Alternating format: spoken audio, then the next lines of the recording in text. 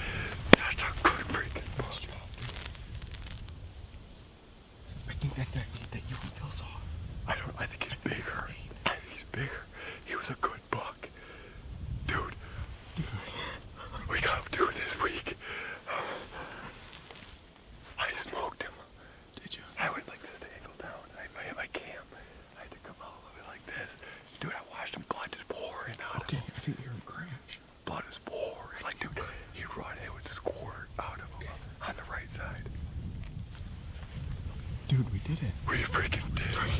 We freaking did.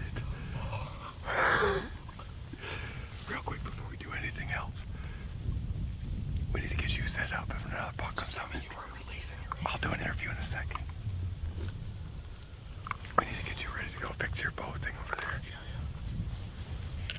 That's a good buck, buddy. Dude, how many? That's 4 deer by That's a beautiful buck. Big buck. That's a beautiful buck. I gotta go crazy. Hold on a second, guys. We're gonna get set up real quick. There we go, guys. I am absolutely jacked right now. I was so freaking defeated this morning. I can't believe my soul as a hunter was broken and it hurt. We've been on some nice deer, some nice bucks since we've been out here this week. We've had a stubborn 8 that's been just skirting us this whole freaking time. Not even 15 minutes getting into this tree. We had a 7 or an 8 point that we didn't even notice in this whole clear cut at 40 yards. How he got in here on us, I don't know. I'm over here ranging and all of a sudden he's right there. We tried to stand up and we got busted. We got busted moving and he ran off. He didn't blow or anything, but he ran off. So I'm kind of hoping we'll see another deer. I'm like, I don't know, I hope. And all of a sudden we had a doe just come busting down this hill, come right towards us, right through by us. She was hot. And she was mouth open. She was hot. And we could see more deer coming down the hill after her. And we had 2 little bucks. We had a barely legal 6 come down right by us, stood right where I killed this buck. And then we had a little funky spike that went right by his eyes and stuck up on the other side. And excuse me. And then I'm just standing here. Well, I put my bow back up, and then I was gonna try to shoot that doe before those bucks got here just to get a deer. And all of a sudden, Jake thought he heard a grunt back there. I'm like, you know, I'll get my bow back in my hand. I said, maybe they'll push her back through here and I'll shoot her. Well, I noticed the deer come down the hill over there, and he worked over, and I was like, I think he's coming. And sure enough, a real nice buck is coming down, man. Nice 8 point, real nice 8 point. And if that's the buck that Phil and I filmed together, which it might be, that's poetic justice that we went and filmed that buck in and I got to shoot him. I'm tickled to death. The best part is, it's only like 5:15 right now. So I'm tagged out for bucks this year and I'm happy to put my tag on that one. And so Jake's got my bow now. I've got him ready to go. And so now he's got one more buck tag. We still have some doe tags, so who knows, man? We'll see how this day goes. I might even just throw my other temporary release on, and unless you're gonna shoot a doe, I don't know if we're gonna figure this all out. So now I gotta make a quick phone call, and I gotta make it some text. And he was pumping blood as he went out. We get that deer's done for. Down here at 10 yards, once again, right at the base of our tree, man. I mean, starting to feel good at this, you guys. I don't know. So I'm shaking. Oh my gosh, am I shaking still? But we got it done. We're tracking a deer, and here we go, baby. Stay with us, guys. We're gonna have some freaking fun tonight. Jackson, I shot a nice buck, dude. Yeah, he was big, dude. He was really big. Yeah. No, we're sitting in the tree till dark still. Jake still had a buck tag, so he's got my bow, and we're gonna try to see if another one comes by. So. Alright guys, so here's an update. We went tracking a little bit earlier for that buck because of the angle. You know, we did play the footage back. I did hit him behind the shoulder. The entrance looks great, but we know it did come out on the guts. So we went a little tracking. We actually didn't find blood. We found a little bit of fat. We tried to do a little bit of a body search in the direction that he ran. We just backed out. We ended up calling a dog tractor. So we've got Ron Rickster out here right now with his dog Bandit. And they are starting right now to take up the trail, so we're hoping we can get on him here tonight. So hey, stick with us, and hopefully we're bringing you guys some good footage here in a second.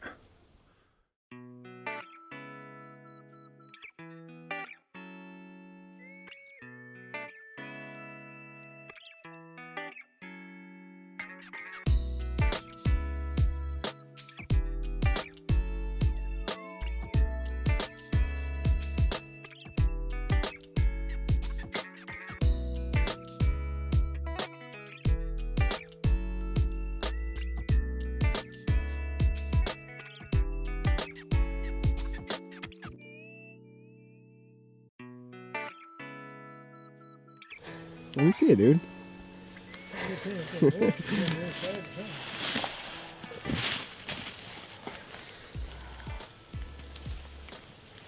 Look at that Oh, neck. yeah. Look at that neck. Wow. Look at that neck.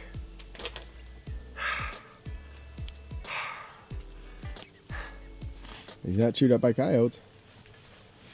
And untouched. Alright guys, here we are. We found him. It has been a long trek, a long journey to find this deer. He went probably a half of a mile. We watched the footage over and over and over last night, and just trying to play it back. And it looks good. I mean, he's straight down. It went right out. Got bubbles in it, so we know we hit a little bit of lung here. But boy, he went. So I'm thinking a single lung liver, probably hit a little bit of the gut there. But boy, he just tracked a long ways. We went in to try to find him. We brought in a dog last night.